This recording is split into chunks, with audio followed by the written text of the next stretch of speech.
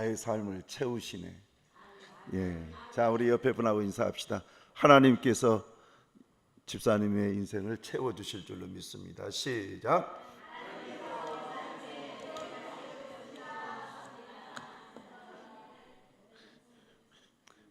좀 웃고 합시다. 많이 웃었는데 한 번 더 웃고 합시다. 하나님께서 채우신 줄로 믿습니다. 시작.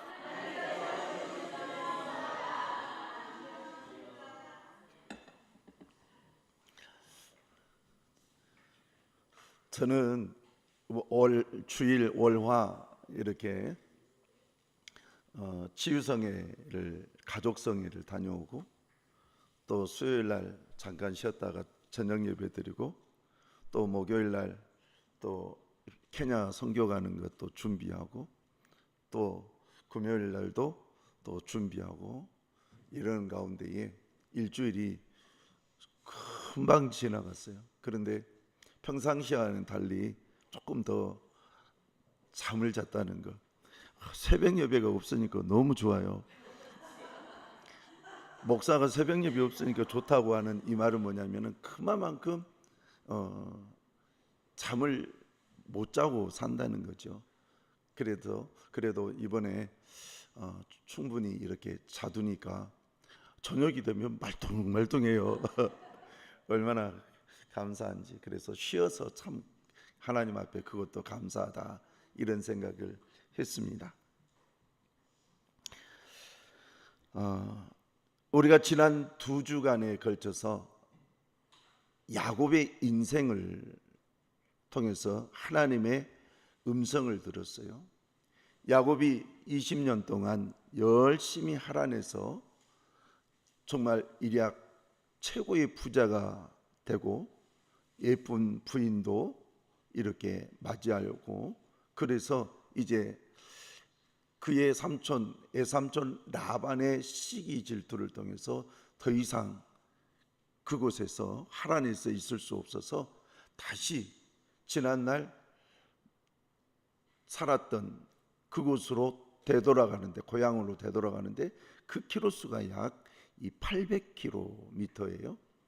그런데 돌아가는 가운데에 이제 그렇게 멀지 않는 곳 야복강이라는 곳에 이르렀을 때에 지난날 형이 자기에게 엄마를 통해서 들려줬던 그 얘기가 생각이 나죠. 아버지가 죽으면 내 복을 갈아챘던 너를 죽이리라 했던 그 말. 그래서 이 야곱이 800km나 되는 먼 곳으로 이렇게 갈 수밖에 없었거든요. 이제 돌아오는 길목에서 야복강 그 나루테에서 그 말이 생각이 나는데 도저히 고향으로 지금 이 마음, 이 심령 상태로 돌아갈 수 없는 거예요. 왜냐하면 사람이 다른 쪽에 신경을 쓰고 또 다른 쪽에 마음을 두고 막 일할 때에는 옛날에 내게 했던 형님의 그 말이 생각이 안 나고 잊어져 버리거든요. 근데 어느 날 형이라는 존재를 생각하고 형이 사는 고향으로 돌아가야지 했을 그때부터 20년 전에 형이 했던 그 말이 생각이 나는 거예요. 여러분, 말이라는 것은 대단한 거거든요.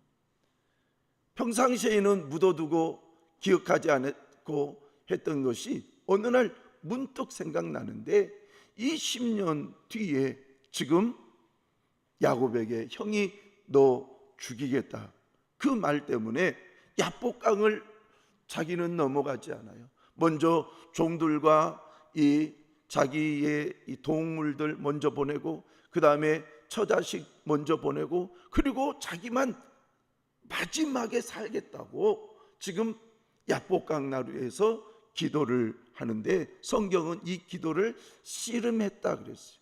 누구와 씨름했느냐? 주의 사자와 씨름했는데 주의 사자가 하나님 이렇게 돼 있다라는 거예요. 그런데 이 사람이 야곱이 너무너무 인생에 힘들고 괴로운 그때에 마지막으로 선택할 수밖에 없었던 것, 아니 선택할 수밖에가 아니라 어쩔 수 없었던 것이 뭐냐? 기도하자. 그래서 하나님 즉 주의 사자와 씨름을 야복강에서 기도를 통해서 하는데, 한참을 기도하는데 응답을 해주기는 하나님이 해줬지만은 하나님께서 이 야곱의 환도뼈를 툭 만지시니, 성경은 치다 이렇게 얘기했지만 그 치다는 이렇게 탁 치는 것이 아니라 어루만지다, 스치다 라는 뜻이라고 그랬어요. 그런데 이 환도뼈가 이렇게 어긋나 버렸다 그랬어요. 그런데 이 어긋난 것이 평생 그 어긋난 상태로 살아갔기 때문에 다윗은 죽을 때까지 절름발이 형태로 이렇게 살아가는 거예요. 그런데 여러분, 왜 하나님은 기도 응답을 해주시면 그냥 그래 내가 에서의 마음을 이렇게 완전히 바꿔놓겠다 이렇게만 해주셔도 되는데 야곱의 환도뼈를 굳이 어긋나게 했을까? 이 부분에서 바로 이제는 네 힘으로 살지 말아라 라는 이야기였다고 그랬어요. 20년 동안 열심히 일을 했어요. 그랬더니 어마어마한 부가 형성이 됐어요. 자기가 생각하고 자기가 말하고 꿈꾸는 것, 그것이 이루어졌어요. 그런데 하나님은 그거 말고, 네 힘대로 말고, 그러면서 이 환도뼈를 어긋나게 하면서 이제는 내가 너에게 원하는 대로, 즉 하나님의 뜻대로 살기를 원한다. 네 중심적인 삶이 아니라 하나님 중심의 삶을 살기를 원한다 라는 이 내용을 얘기하시기 위해서 환도뼈를 어긋나게 했다는 거예요. 그래서 평생 절면서 환도뼈를 생각하면서 그래 내 힘대로 살지 말고 하나님이 주신 힘으로 살자. 그리고 내가 모든 것 이루었다고 하는 것이 아니라 하나님이 이루었다고 하자. 그러면서 이제는 생각 자체가, 행동 자체가 내 중심에서 하나님 중심으로 옮겨져 버렸다. 이 내용을 말씀을 드렸어요. 자, 그러면 오늘은 로마서 14장을 통해서 사도 바울이 로마 교회 성도들에게 마지막 그 후반부에 가서 무엇을 얘기하고 있는지 그 부분을 한번 생각을 해봤으면 좋겠습니다. 오늘 성경을 내용을 보면 한마디로 너 주를 위해서 살아라. 너 주를 위해서 살아라. 이것이 오늘 성경의 핵심 부분이에요.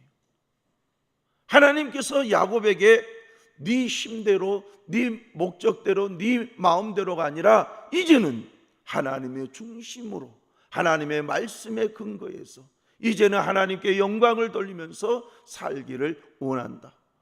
여러분 성경을 한번 보십시오. 야곱의 20년 동안 야곱이 하나님을 얼마나 생각하고 있었던지, 하나님께서 그 많은 은혜를, 그리고 내가 너와 함께 하겠다고 하면서 늘 함께 해줬음에도 불구하고도 그의 인생에는 하나님을 인정하는 것들이 없어요. 여러분들이 성경을 한번 자세히 읽어보세요. 우리 인생도 막상 하나님 앞에 하나님 이거 하나님께서 도와주셔야 됩니다 라고 얘기해서 하나님이 도우시고 인도하시고 함께 해주셨음에도 막상 어느 날 내 인생의 뒤안길을 보면 하나님이 하셨습니다, 이 고백을 제대로 못하더라는 거예요. 그래서 오늘은 사도 바울이 로마 교회 성도들에게 하는 이 내용을 통해서 우리 주를 위해서 살자. 이제는 주를 위해서 살자. 여기 있는 분들은 최소한 40세 다 이상이에요. 지금 20대 우리 청년들 몇 명 있고 30대에 한 2명 정도 있고 나머지는 다 40대 후반, 50대, 60대, 70대, 80대. 우리가 이만큼 살았으면 이제는 주를 위해서 살 법도 하는데, 이제는 주를 위해서 좀 더 깊이 주님의 말씀을 상고하면서 살 법도 하는데, 아직도 내가 내 힘대로 살겠다고 하고 하나님의 말씀을 빗나가서 살고 있다면, 오늘 제가 주보에 써놓은 주제처럼 이제 나도 주를 위해서 살자. 이제 나도, 이제. 여러분, 이제 나도라는 말이에요. 지난날에는 어쩔지 몰라도 이제 이 말씀들을 통해서 결단을 해보자라는 거예요. 왜냐? 인생이 정말로 무상할 때가 많잖아요. 오죽했으면 전도서에서 헛되도다 라고 이렇게 얘기를 했을까요? 이것은 솔로몬이 한 얘기거든요.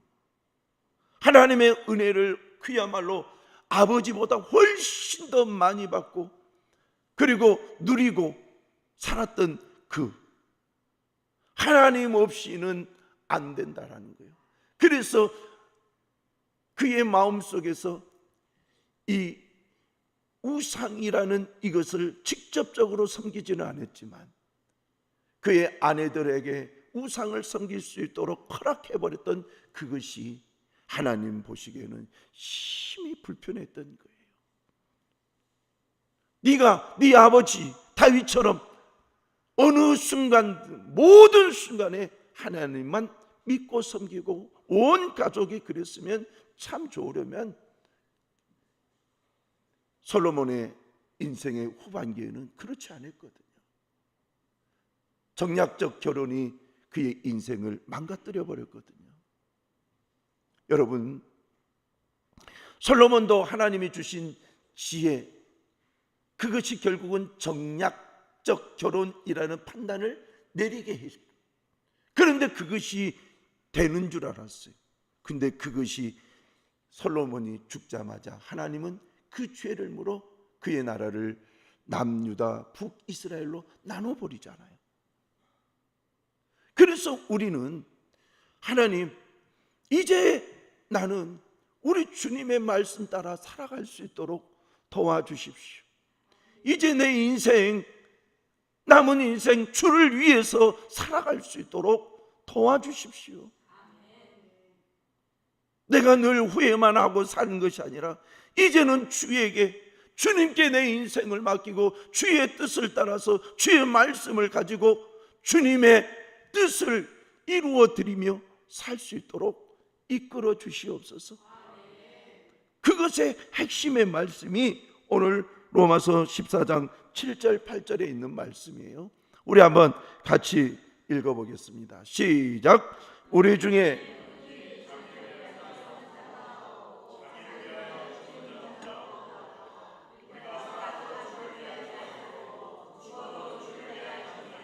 그러므로 사나 죽으나 우리가 주의 것이로다. 아멘. 우리가 살아도 주를 위하여 살고 죽어도 주를 위하여 죽나니 그러므로 사나 죽으나 우리가 주의 것이로다. 사도 바울이 저렇게 모든 로마 교회 성도들에게 이제 나나 로마 교회 성도들아, 우리 살아도 주를 위해서 살고 죽어도 주를 위해서 살자. 사나 죽으나 우리가 주의 것이기 때문이다. 그러면 여기서 살아도 주를 위하여 죽어도 주를 위하여 살 수밖에 없는 그 상태가 왜 그럴까 봤더니 사나 죽으나 우리가 그 다음에 뭡니까? 주의 것이로다. 주의 것이로다. 이 말씀을 우리가 분명히 이해하기 위해서 우리는 고린도전서 6장 9절 19절에서 20절에 있는 말씀을 한번 읽어봐야 됩니다. 시작. 너희 몸은 너희가 하나님께로 받은 바 너희 성령의 전인 줄을 알지 못하느냐? 너희는 너희 자신 것이 아니라 값으로 산 것이 되었으니 그런즉 너희 몸으로 하나님께 영광을 돌리라. 아멘. 여러분, 우리 몸을 값으로 산 것이 되었다, 이렇게. 이 말은 뭐냐면 영적인 부분이에요.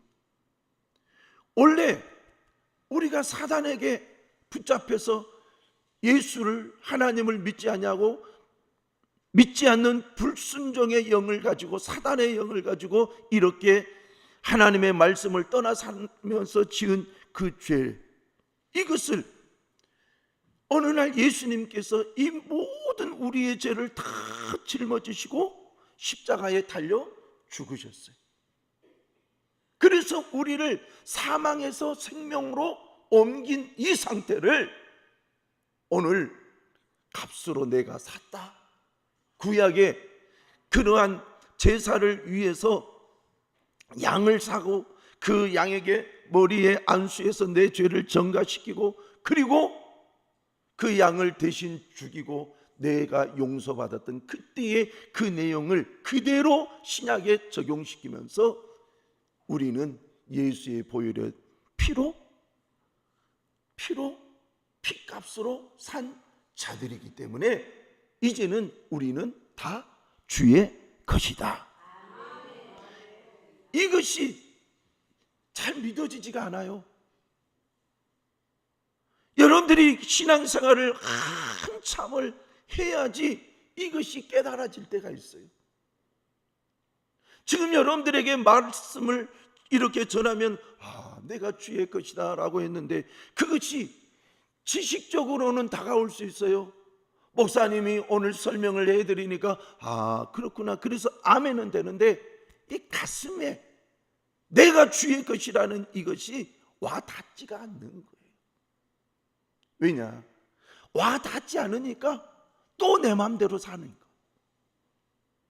와닿지가 않으니까. 내 가슴에 와닿았다면, 진짜 내 가슴에 내가 주의 것이라는 이것이 와닿았다면 우리는 이렇게 살지 않아요. 좀 더 주를 위해서 살아갈 거예요. 그런데 주님은 항상 후순위인데 영순위도 아니고 1순위도 아니고 2순위, 3순위, 4순위, 5순위가 될 때가 있어요. 여러분 한번 생각을 해보세요. 여러분의 인생에 하나님은 몇 순위입니까? 자, 0순위까지 한번 생각합시다. 0순위입니까? 1순위입니까? 2순위입니까? 3순위입니까?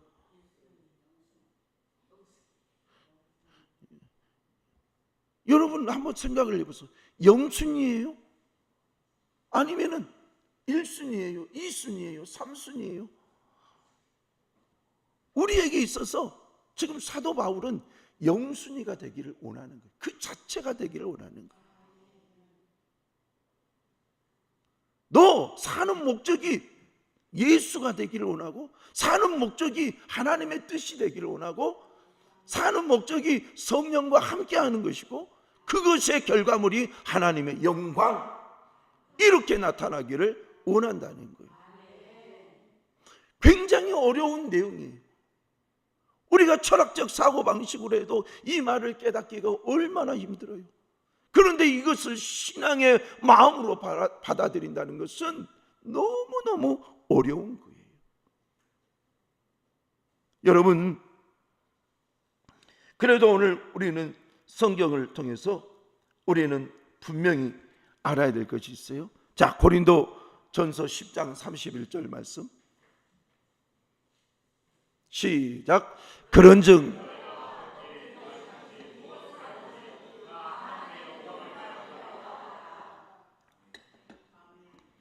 사도 바울이 자기의 인생을 살고 또 살아보니까 내가 하나님께 속한 자로서 살고 있다라는 이 생각을 가지고 살아보니 결론을 내는 거예요. 결론을. 내가 하나님께 속해 있다라는 이 자체가 전제가 되고, 그리고 이 전제를 가지고 이제 내 인생을 살펴보니 너희가 먹든지 마시든지 무엇을 하든지 다 하나님의 영광을 위하여 하라. 여러분, 먹어요. 자, 밥을 먹습니다. 그리고 음료를 마십니다. 아니면은 성찬을 또 떡을 먹고 잔을 마시고, 이런 모든 것을 할 때에 너희가 무엇을 위하여 할 것이냐? 목적을 분명히 둬라. 다 하나님의 영광을 위하여 하라. 다 하나님의 영광을 위하여 하라. 제가 철없을 때 얘기를 간혹 하잖아요. 나는 500원 이하 되는 것을 기도 않고 먹겠다 했다고. 나는 그것을 평생 후회하고 있다고. 하나님께서 500원 이하 된 것도 주시고 500원 이상 된 것도 주셨는데 왜 내가 그때 그런 얘기를 했을까? 모든 것을 주신 이는 하나님이신데. 다 같이 아멘. 우리 마음대로 우리의 생각대로 내 인생을 막 잣대질하는 거예요.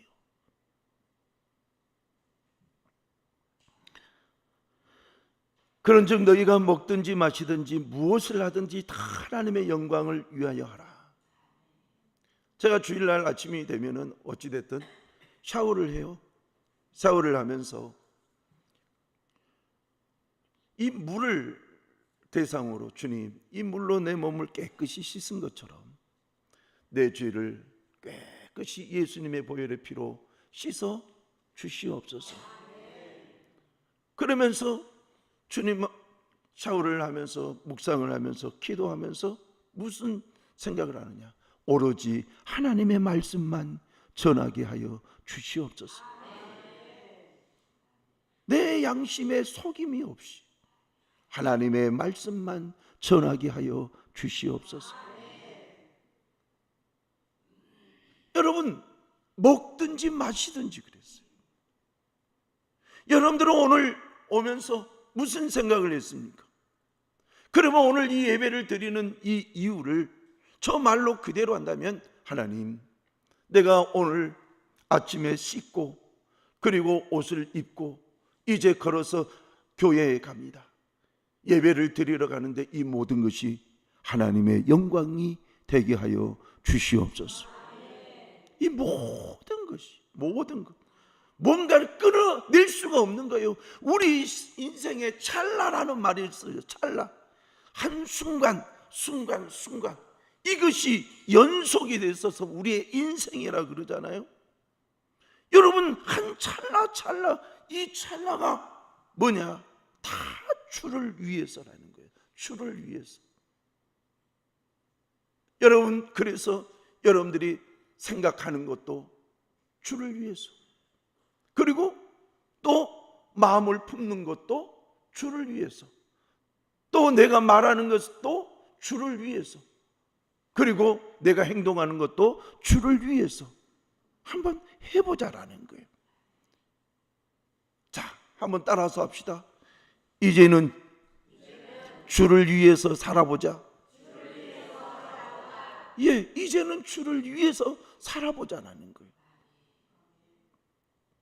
작년에 올림픽, 파리 올림픽에서 기독교 선수가 총 22명이 13개 종목에서 나가서 뛰었어요. 그런데 그 중에 22명 중에서 6명이 이 메달을 수확을 했어요.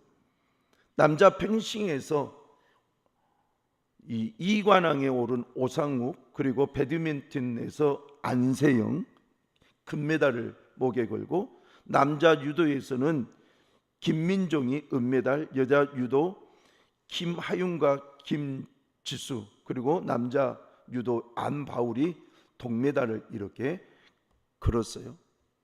그리고 나머지 분들도 최선을 다해서 경기에 임했죠. 그런데 이들에게, 이 선수들에게 늘 기자들이 묻잖아요.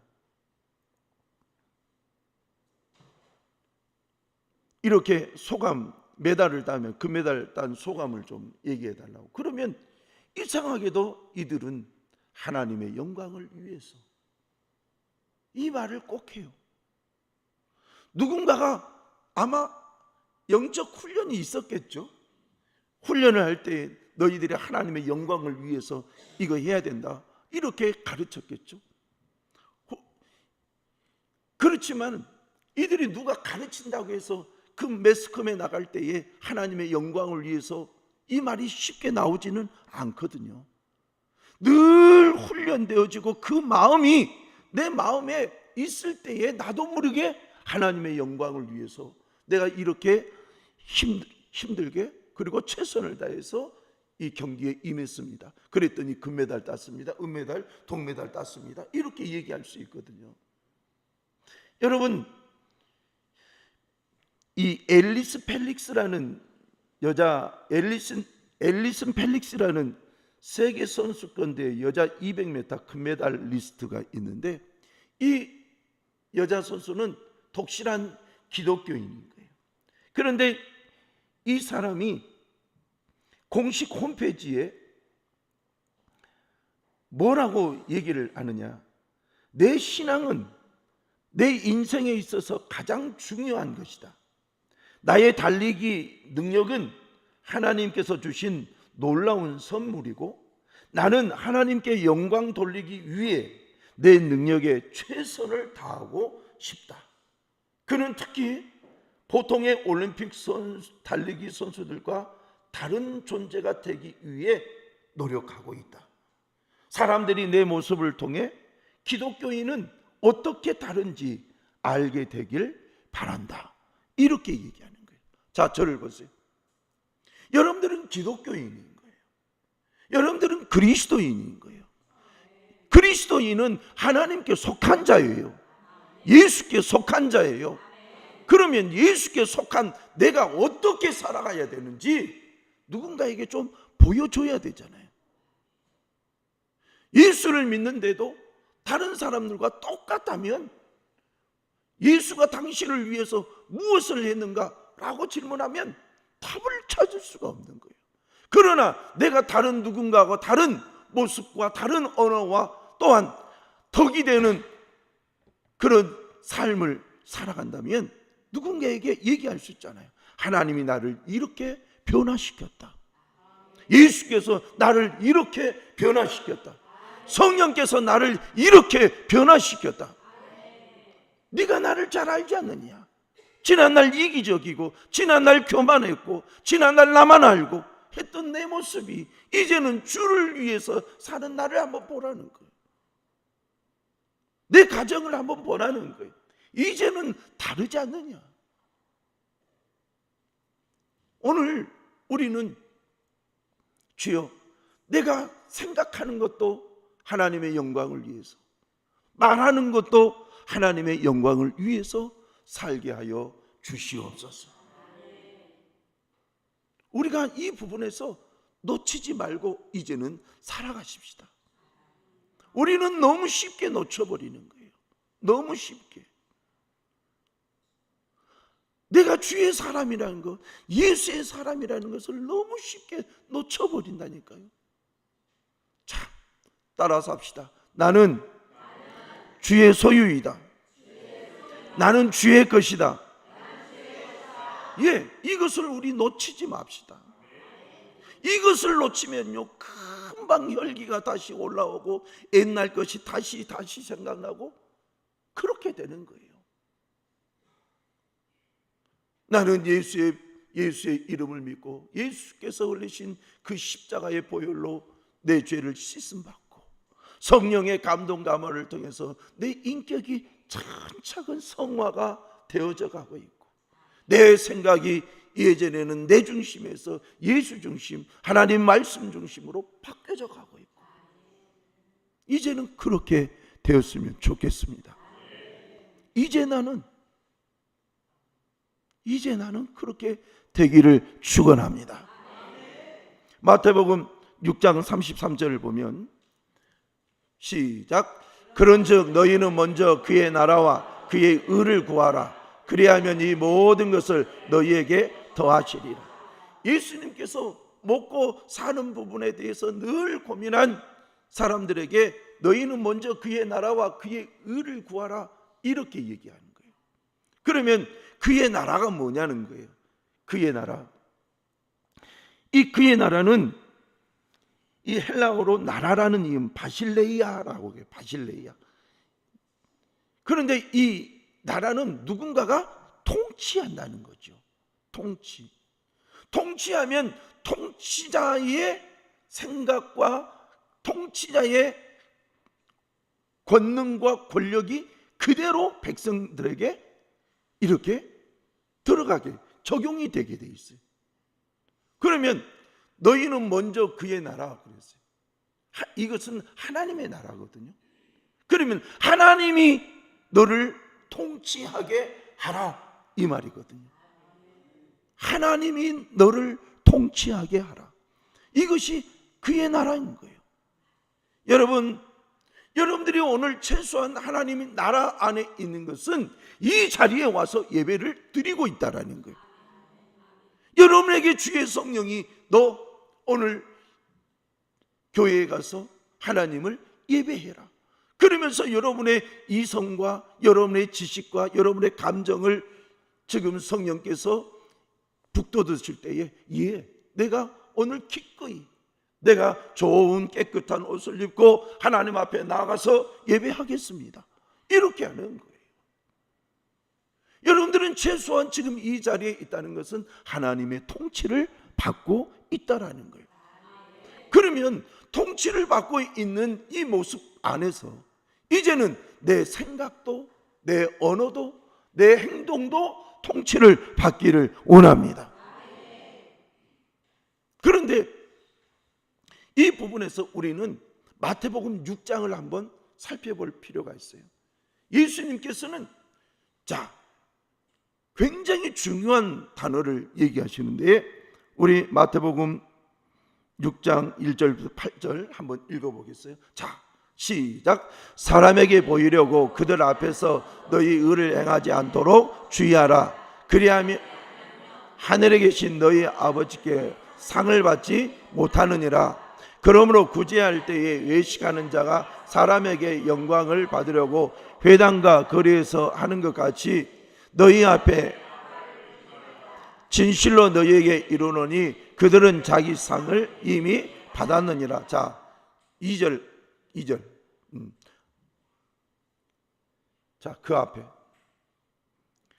사람들이 회당 거리에서 하나님 앞에, 원래는 회당에서 이렇게 두 손을 높이 들고 하나님 앞에 경배하는 것이 일반 상식적인 거예요. 일반적으로 예배, 여러분들이 이렇게 교회에 와서 이렇게 예배를 드리는 거죠. 그런데 저 내용은 길 어귀에서 내가 오늘 금식했다고 하면서 나 오늘 금식했습니다, 그러면서 하나님 앞에 길 어귀에서 막 이렇게 높이면서 찬양하는 거예요. 그러면 사람들이 어이구, 저 사람 금식했구나, 또 저 사람 하나님 앞에 영광을 올려드리구나, 그러면서 사람들이 그 사람의 신앙을 막 칭찬하는 거예요. 그것을 오늘 성경은 뭐라고 하느냐, 외식하는 자가 사람에게 영광을 받으려고 회당과 거리에서 하는 것 같이, 이렇게. 그러면 이 내용은 그 다음 3절, 너희 앞에 나팔을 불지 말라. 진실로 너희에게 이르노니 그들은 자기 상을 이미 받았느니라. 여러분들이 그렇게 갖고 한다면 네 상은 네가 다 사람들이 칭찬할 때 이미 받아버렸다라는 거예요. 3절, 너는 구제할 때 오른손이 하는 것을 왼손이 모르게 하여. 4절, 내 구제함을 은밀하게 하라. 그 다음에 시작. 은밀한 중에 보시는 너희 아버지께서 갚으시리라. 하나님의 나라에서 그의 의를 구한다는 것이 바로 저 내용이에요. 우리가 외관상으로도 얼마든지 나 이거 할 수 있어 라고 하겠지만, 그러나 하나님이 보시고 있다는 그 시각을 가지고 우리가 사람에게 보려고 하지 말고 하나님께서 보고 계신다라는 그것을 느끼고 오늘 말도 하고 헌신도 하고 이렇게 한다는 거예요. 제가 우리 사모님께서 저에게 어느 날 질문을 했어요. 목사님은 설교할 때 사랑하는 성도 여러분, 그런데 진짜 성도를 사랑해요? 사람이 평상시에 안 묻다가 물으면 그 질문이 너무 심오하게 느껴져서, 아니 사랑하니까 사랑한다고 하지, 그럼 목사가 성도도 사랑하지도 않는데 사랑한다고 해요? 혹시 그냥 문구가 아니냐 이거이죠. 그냥 문구가 아니냐. 여러분 오늘 설교문도요, 지금 사랑하는 성도 여러분 몇 번 썼어요. 근데 지금 이 얘기를 안 하고 지금 넘어가고 있어서 그렇지, 사랑하는 성도 여러분 겁나게 사랑합니다. 예, 겁나게 사랑해요.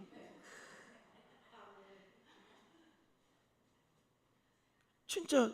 그래서 여러분, 우리의 마음 안에 진짜 하나님의 뜻을 행하고 싶은 그 마음이 있는지, 그리고 그것이 이제 내 몸으로 표현이 되는지, 그것을 이렇게 우리가 한번 생각을 해봐야 되겠고, 이런 가운데에서 하나님께서 우리의 모습을 보면서, 그래 너는 누군가에게 사람에게 드러내지 않으려고 했지만 내가 보고 있다.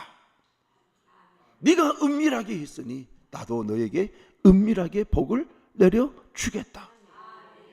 은밀. 그래서 하나님의 나라, 하나님께서 다스릴 때는 뭔가 선한 행동으로 드러난다는 거예요. 그런데 선한 행동 속에 그 심령에 뭐가 있어야 되느냐? 오늘 이 말씀처럼 하나님이 나를 보고 계신다.